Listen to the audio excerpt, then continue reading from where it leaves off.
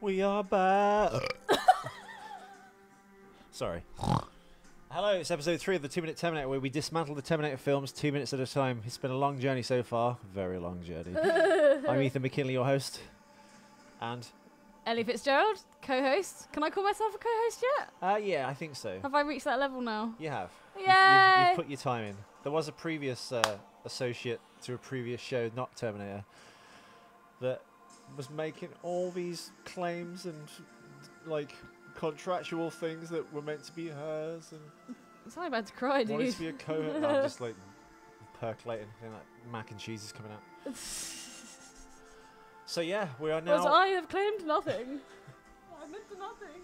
We are going from minute 4 to 6. It's the 2 minutes bridging those two gaps, and we're going to look at some credits. Can I say something now? Of course you can. Hit the music! Oh shit, we forgot that.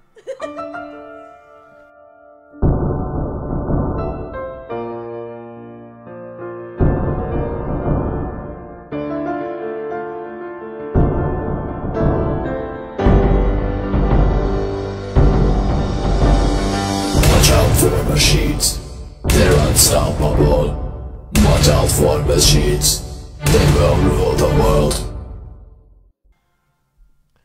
Yes, welcome back to the 2-Minute Terminator. We are going from minutes 4 to 6. 4 to 6, episode 3. Welcome back to 2-Minute Terminator.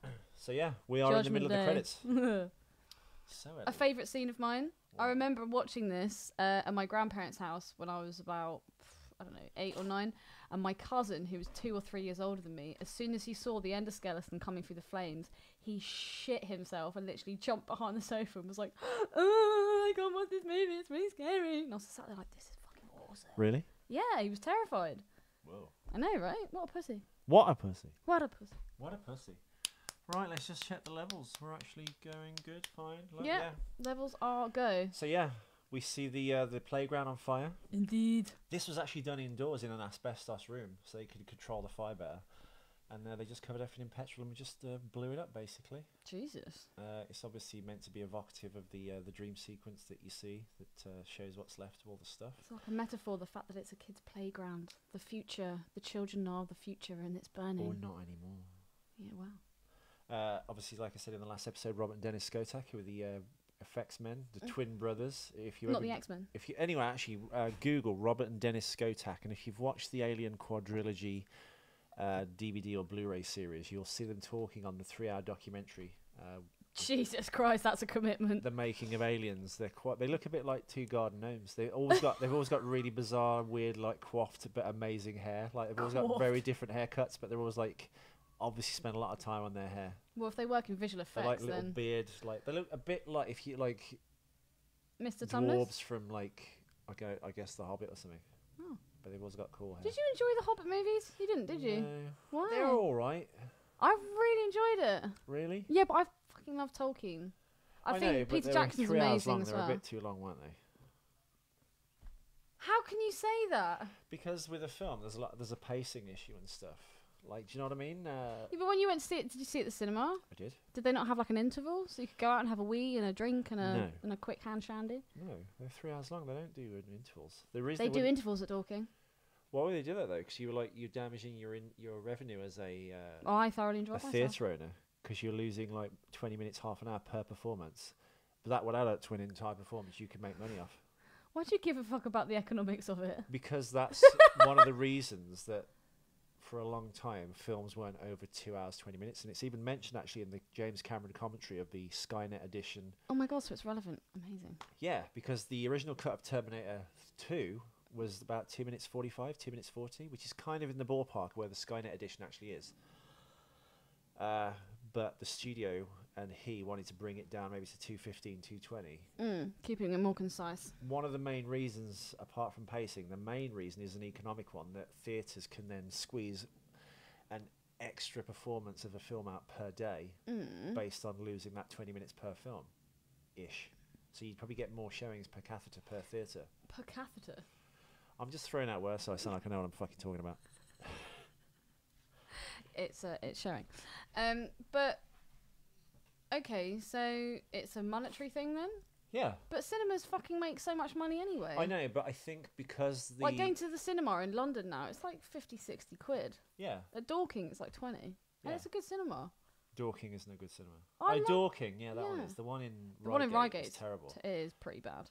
But the Dorking one, the sound quality is fucking awesome. Yeah, they shouldn't really have that as a theatre. Having a screen that's about 9 feet across and 4 feet down, that's pretty disgraceful to charge that kind of money and call that a cinema. Oh, what, in Reigate? Yeah. Yeah. Was Reigate more expensive? I think it was. I think it was. Yeah. Yeah. Yeah, no, it wasn't. It was like a... And we had some weird bald chick like asking us if we wanted stuff like in the movie, and I was like, yeah. Get- Anyone like an ice get cream? baldy out of it. It's 1950. Get out with your ice creams. Can I slap your head? Oh, chemo. I'm sorry. I'll buy an ice cream. Butterscotch? They were sending a sickie. The Terminator endoskeleton that you just mentioned, by the way, Ellie. Yes.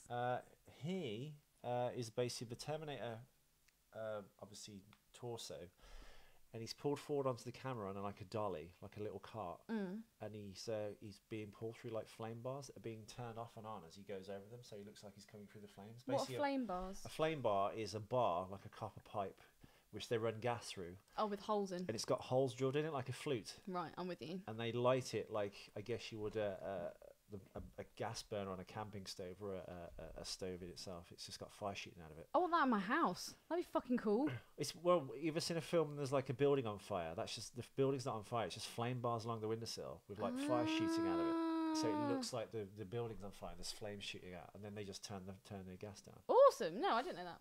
That's pretty cool. So that's what that is. When the skeleton's coming through the flames, at about 5 minutes 25, 30 seconds, that's actually a Terminator torso coming through like flame bars. Awesome. So there Also, we like go. the busts that you can get as well. Makes you think of that. You know how you can get the whole like endoskeleton, but then you can Well, also yeah, just get it's the bust essentially and a the bus shoulders. being pulled through on a little trolley towards you. Bust. Bust. Bust. With Where do you reckon they with keep all fire. that stuff now? Fire. So I'm just testing my mic. Where do you reckon they keep all that stuff? Earl Bowen plays Dr. Silverman. Is it Silverman, isn't it? Not Silverman. I've been calling him Silverman. It's Silberman. Do you know what? When You stuttering fuck. I was just doing a reweek. There are two different spellings all over the internet. Some Danny people call him Cooksey, by the way, played Silberman. John Connor's That's it. Just ginger talk friend. over me, I please. will. Keep going. You're such a cunt. Go on, sorry. Ellie, if you want to interject at any point, I'll just speak over Can you. I just say about your hair? Yeah. Tintin hair. Yeah. If it was backwards, it's like a reverse mullet. But you've got the mullet part on the front, and then your back and front is shaved. Yeah. Sorry, please continue with your anecdote.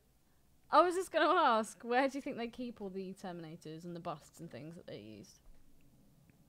I don't know. Where are I mean, they some now? will probably be in the charge of the people that made them. Like Stan Winston Studio will probably have many in storage. The same way like George Lucas at Skywalker Ranch has just got a massitive storage facility, and it's got all the props.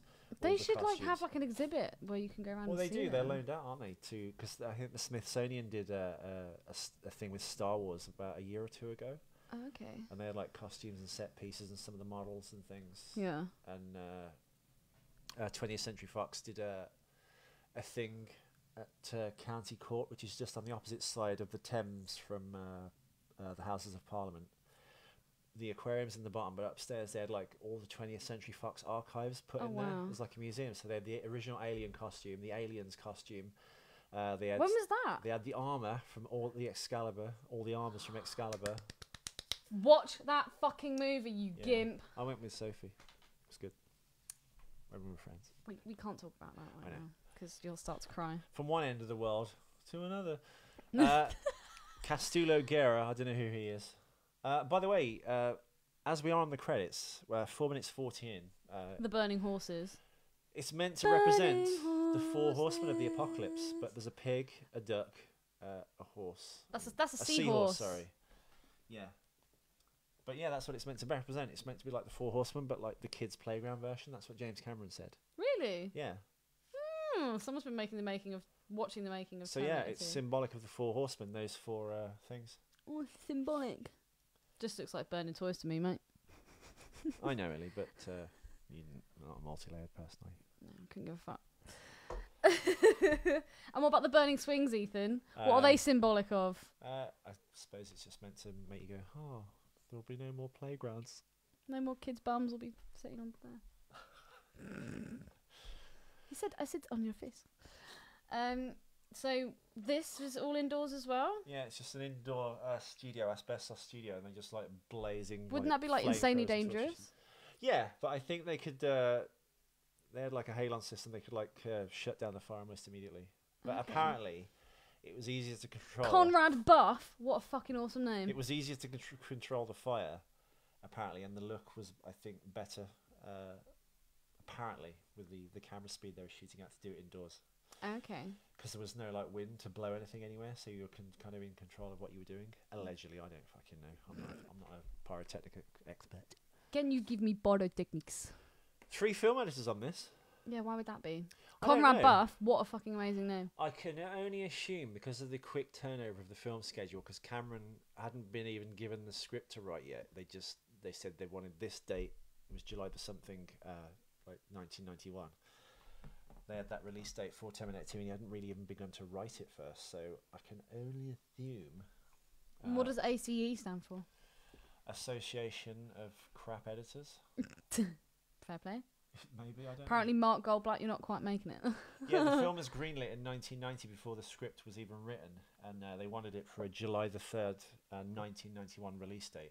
And it was originally meant to be 2 Arnolds, as I said in the first episode, a good one and a bad one. And then it was written in about a month or so with his co-writer William Wisher, who is coming up soon in the shopping mall section of Terminator 2, again, because he played the sexy cop voice guy in Terminator 1. He's coming up. And yeah, they out came the movie. So I think the reason being you'd have 3 editors on this, because you've got many units shooting, and I suppose they're specialists at different things. Maybe Conrad Buff's good at like the acting editing. Mark Goldblatt does like maybe some action sequences, or maybe they all do the same thing, but Do you you've got think footage being given to the editors immediately, and they're like doing assembly footage and making a kind of scene up. Do you think Yeah. the movie would have been as good if they had used 2 Arnold Schwarzeneggers, one as the good and one as the bad? We'll just wait for you to stop yawning. It would have been different. Do you think it would have been worse? I'm not sure they might have quite been able to pull it off properly at that time, having like 2 of the same actor in a scene. I'm trying to think of films around that time that did that. The only one I can actually think of is Back to the Future. Oh yeah, of where course. like Doc would hand himself Yeah. a screwdriver in episode 2, or Marty would like have an altercation, open a door into his own face when he leaves that dance hall, Yeah. which is in 1, but then a bit like Terminator Genesis bringing it back, they go back to that movie and they explore that Recreate story it, yeah. from another angle, so they're kind of like the characters are in the same place at the same time. So I wonder why Cameron decided not to have 2 Arnolds. I think it's mainly a special effects issue and the time they had. And I think maybe he wanted to explore that idea that the Terminator could be a regular looking person, because Robert Patrick, He does look a lot more regular. and he's not big like- and threatening or... yeah, because what was his name? Lance Henriksen, of course, who played Bishop in Aliens, and Sergeant what's his name, whose name escapes us, even though we did 50 bloody episodes on the goddamn thing in Terminator 1. He was going to be the original Terminator, Yeah. and then it switched to Arnold. So I think Cameron wanted to explore that idea of like a very intense, normal presence kind of guy that can just step out of the crowd, who's in a position of trust because he impersonates a cop. I'm bloody glad they chose him because I thought he did a really good job. Really good job. Really good job. Joseph Nemec. Really good treat. Production designer Joseph Nemec, it says here, but it says 3 after his name. What do you think that is, Ellie? Do you think he's like... The 3rd? Wouldn't they say the 3rd, though? No. Joseph Nemec 3. Yeah, that would be the 3rd. Or is it that there's Do you ever 3 notice it? There's never any chicks' names in these things. What if there's Are 3 women Joseph just shit? Nemecs in the film industry, No. and the 3rd one is production designer, like Joseph Nemec 2 is a sound designer, and Joseph Nemec 1 is a shitty actor? I So don't know. get a different name, mate. Maybe. Do chicks not make movies? What do you mean? Well, you never see like chicks involved in like the production or directing or... Well, this is 1991. Women had their place in the kitchen, which I kind of agree with. Oh. By the way, the skull, I think you're right. You've always said, like... I said the Terminator endoskeleton looked different in Terminator Genesis. I said the skull looked thinner and the jaw was narrower, but you said it had less of an evil look. Yeah, it does. It had just regular eye holes, which made it look a bit shit. But This one has got kind of like frown It's the on the brow. skull. It's the It's got brow. brow, yeah. So it looks A furrowed brow. Yeah, no, he looks fucking awesome. I really want one. Gale and Hurd, James Cameron's wife then at the time, who he produced. Oh, there we go. There's a chick. Executive producer. Oh yeah, she's the big cheese. In other words, she just had the money but didn't have any of the creativity. Well, she collected the money. She's Sounds about Cameron's right. wife. Yeah, I know. As this is happening. Didn't they sell the script to her for like $1, the first movie? I swear it was her. Yeah. Yeah. No, they were together then though, Yeah, they were. during Terminator 1. I know. Whatever happened. Mario Casar, of course. Just got He's bored. the producing partner at Carolco that he started with Andrew Vajna, your favourite name, who did the First Blood movies. Vajna and Buff. They're the best ones for me. Conrad Buff and Andrew Vajna. Might have Two to change my cups. name by Depot. Do you reckon it's a prerequisite that James Cameron likes to start all of his Terminator movies with some kind of truck?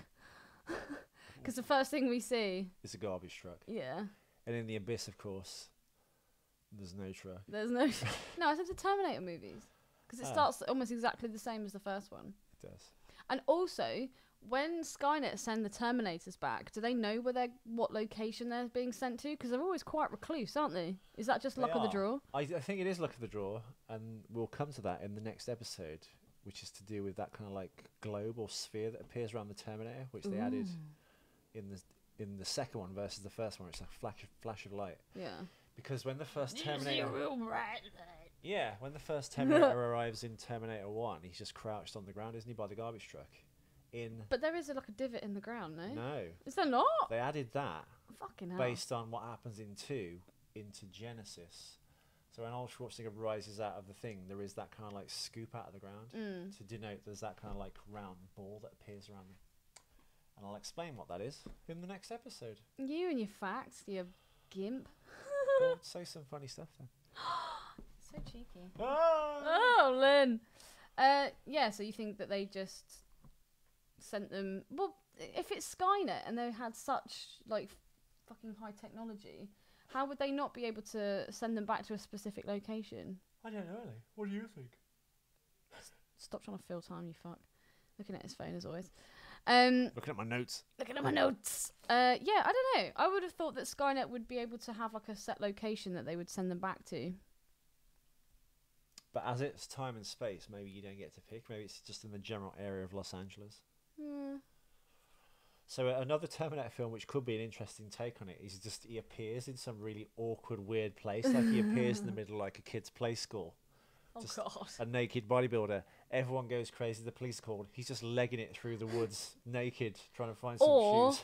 Or And he's he, like 100 miles he away from where he needs arrives to be. right in the centre of the Blue Oyster. Yeah. Well, they kind of did that in the third That one, would didn't be they? amazing. Yeah, but that was a straight strip club. Yeah, but regardless. Well, no, because the Yeah, 'cause stripper was like, "Oh, honey, talk to the hand." Oh yeah, I know, but It was he was super yeah, camp. but he was performing for chicks though, not for dudes. I know, but it's very much of a gay kind of component to that strip club scene, isn't I it? think I just want to see Arnold Arnold go gay. I don't know. Really? It's all the Tom of Finland stuff. I kind of see those guys and I kind of put Arnold Schwarzenegger in that same kind of caliber. So it's just like, wow. Do you reckon he ever did like? Because you find out, don't you, that sometimes these actors and they do end up going into like gay porn and stuff like that, or like gay modelling. Didn't Arnold Schwarzenegger do something a little bit gay? Well, allegedly, he's done some like gay centerfold stuff, but that's just was a kind of smear campaign created by Alex Jones, the kind of like crazy radio show host, TV presenter who makes those really interesting documentaries on conspiracies and American politics and stuff. Yeah. He did like ArnoldNotPresident.com when it looked like he was going to try and go and become president, or like change the Fourth Amendment. Was it Fourth Amendment? Whatever the amendment is to allow you to be president if you're a non-English citizen, they'd need to like revoke that. He kind of went after like Arnold in a big way and did this smear campaign, and he's like, he's done some gay spreads too. Look at him. Oh, and is that when they found out that his dad was like friends with some like SS soldier or I think something? his dad was SS. Or his dad was a kind of like something special police. Which Did is you know that when is Arnold like a Schwarzenegger wing got of the SS? married, like he was friends with this guy who was like part of the SS. He couldn't actually attend his wedding because he said it would be bad for you, like it would be bad, like press, blah blah blah. And Arnold Schwarzenegger, because he's apparently a very very loyal guy, he had like this cardboard cutout made of him and had this cardboard cutout at his fucking wedding. I thought that was amazing. So good. And he sent a nice wedding video to him, just punching Jews in the stomach. Sorry, I can't be there. What was it you were telling me? This is for you. And what was it you were telling me earlier about the Nazi salute with the open hand? The Nazi salute is meant to represent the open hand, whereas the Jew always has the cupped hand of like, oh, I cannot sell it to you cheaply if you're my own mother. Just always want a little more. I don't actually think that the Jews are fine. I don't know. No, well, it's actually off the there's a Louis Theroux documentary when he goes to visit Nazis and their kind of like ethos and stuff, when they talk about the salute and the swastika and stuff. It's really hilarious. Do you not think that we should kind of drop the Nazi thing by now? Yeah, I don't know. I did lots of Nazi jokes. Somebody who's from Austria, they're like, "Look, man, that's not who we are." I was like, "Yeah, but it's quite recent, and like everyone in the country." I don't know, dude. Like, why people make such a fucking big deal about that when there's other huge like dictators? Genocides, you mean? Yeah, like the you've got, Rwandan genocide, like, which apparently is like more than 7 million. Chairman Mao, like, he killed fucking millions of his own people. Like, I know Hitler was a bad dude, what he did was fucking terrible, but he did it for the good of his country, though. It kind of happened in the West. That's the reason for it. I think the main reason is because it was so in everyone's face in the West. Chairman Mao, that just sounds Stalin like then. But again, that's obviously all the way over in Russia, and I don't think, I don't know. They do my best Alan Partridge. They actually attacked England and America, didn't they, the Nazis? So that was a big thing. But fucking Hitler was actually a big fan of the Queen. He actually massively respected her. Well, that's because they're pseudo-related, aren't they? Well, the royal family, of course, as you know. I think we covered this in a previous episode. The royal family's original name, they are from Germany, and they're called the Saxe-Coburg-Gothas. Goburg? That's Jewish. Gotha, Saxe-Coburg-Gotha. They're German. You did know that, right? No. And a treaty was signed with the royal family. I can't stand the royal family. If the Nazis ever did succeed in the war and take over England, Queenie would have been safe? Yeah, and the City of London, of course, a bit like the Vatican, the only place in the world where you've got a sovereign state within a city or a country that you can't invade. Although I don't know how that works if you're an invading army. It's like, fuck that rule. I'm a maverick! A treaty was signed, meaning they couldn't go into the City of London, which is where the Queen's wealth and stuff is, and they couldn't like go into the palace and just take over and kick the Queen out. Wow, red tape round Queenie.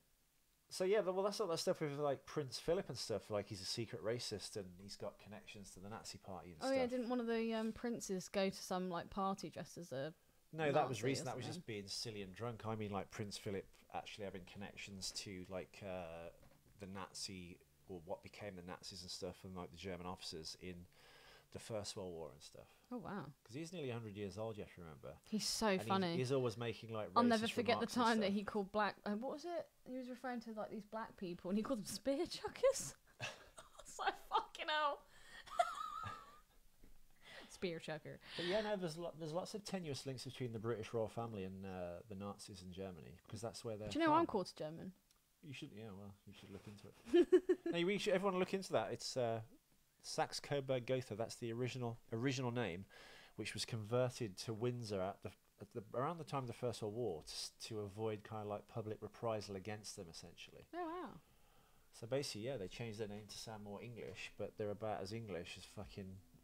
So do you think Arnold Schwarzenegger's? Do you reckon Schwarzy's a Nazi? I don't think Schwartz is a Nazi, and I don't think maybe he should be blamed for any connection to that in a sense, because he would have been a kid then. And if his dad's involved with the Nazi party, it's not something Arnold Schwarzenegger chose. It was just the world he was born into. So I don't know. And you know, he went out with Grace Jones, who's a black lady. So I don't think he can be that racist, to be fair. Yeah, but she's not a Jew, though, is she? Having said that, Patrice says. Patrice, another comedian, talks about pussy racism. You can be a racist and still like find black women attractive and have sex with them. So when it comes to pussy, there's no racism. Unless it's me. Unless it's you. Unless it's me. Well, not true, because Sean is. Yeah, but he's a dude. Okay. Oh, okay, whatever. So anyway, that meandering straw through minutes 4 to 6 of Terminator 2. We got some good facts in there. We got some symbolism. You talked. I talked. I told you about the Nazis and the royal family. Dude, We did a bit of conspiracy stuff. I'm actually gonna have a look into that because that's actually quite interesting. This will help you. A documentary by Alex Jones. Think of him what you will, but he, I think most of the time, Just crazy hair dude. 70%. No, that's Giorgio Tsoukalos mentioned aliens. Alien man. It's aliens. I think at least with Alex Jones, about 70% of what he says comes to pass or has been turned out to be true. So yeah, his documentary Endgame, which is about eugenics, Charles Darwin, Aldous Huxley, Julian Huxley, George Orwell, and this kind of like secret cabal of insiders who wanted to control society in a sense. So you've got sounds like Scientology. Yeah, in a sense, it's mind control. But in like 1984, you've got a kind of an overt dictatorship where you've got a few people controlling the masses with media and getting them to fight amongst themselves and rationing stuff. And then Aldous Huxley's idea from Brave New World was a scientific dictatorship, meaning people would be slaves, but they wouldn't know they were slaves because they'd be too busy looking at they'd have like devices and things to distract them, like loud noises and shiny things. So they wouldn't be like shiny things. Yeah, it wouldn't be done like under boot or fist. It'd be like their it's more slavery would be subconsciously bought, like we have now with iPads and fucking.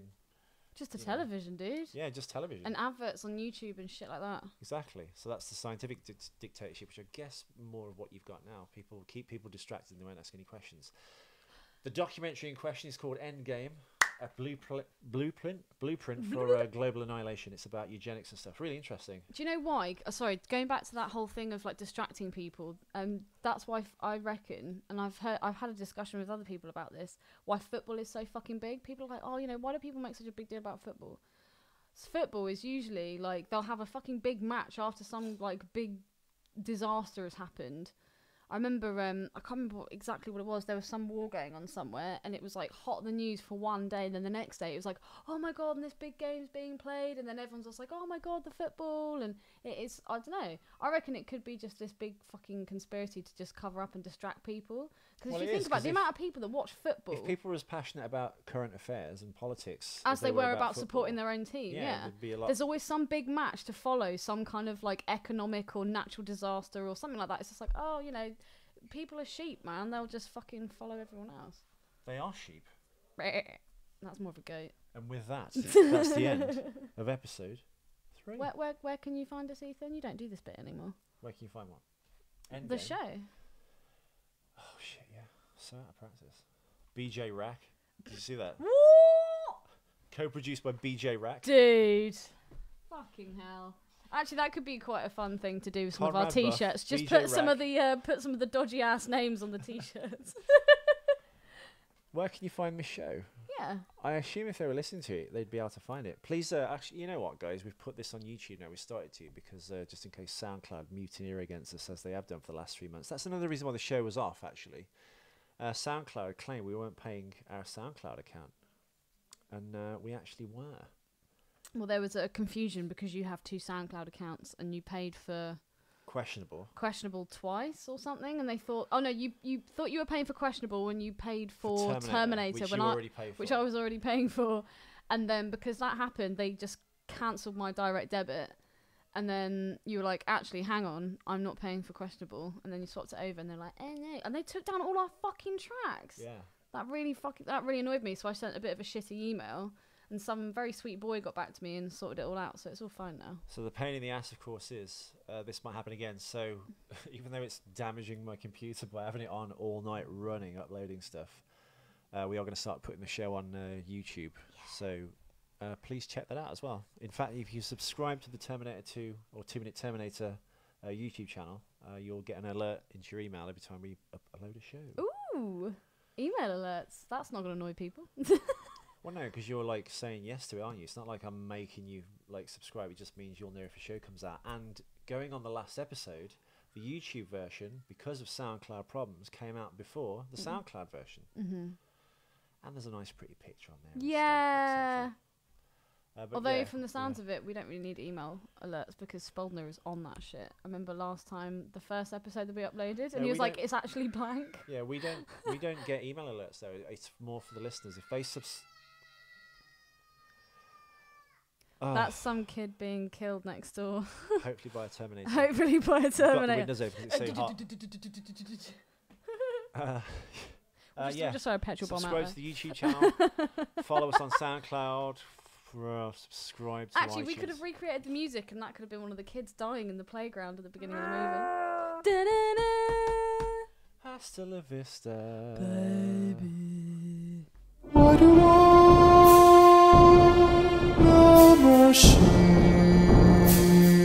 machines want to kill